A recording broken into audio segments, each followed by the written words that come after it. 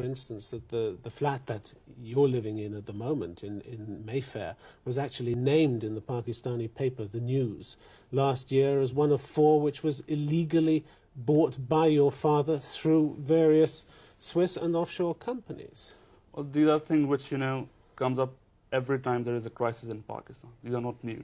Why don't people who are actually blaming us for that go to the courts and prove it? But do you know who owns the flat that you're living in? Well, that is not the question right now. Why not? But it's the question I'm asking you. Do you know who owns the flat? Well, it's on a rent. I'm renting on a rent basis, which comes from every quarter from Pakistan. You're renting it personally, or the money comes from Pakistan? The money comes from Pakistan.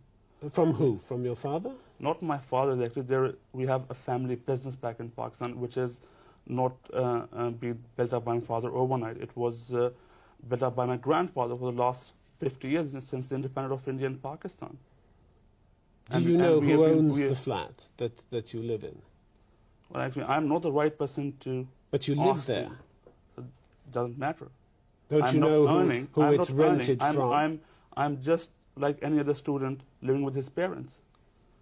I doesn't necessarily has to know about what the facts and who owns the flat and who pays for the rents and who pays for my living. But would it interest you to know that the flat is apparently owned by 2 offshore companies called Nielsen Enterprises Limited and Nesco Limited, both registered in the British Virgin Islands and managed by a company in Switzerland?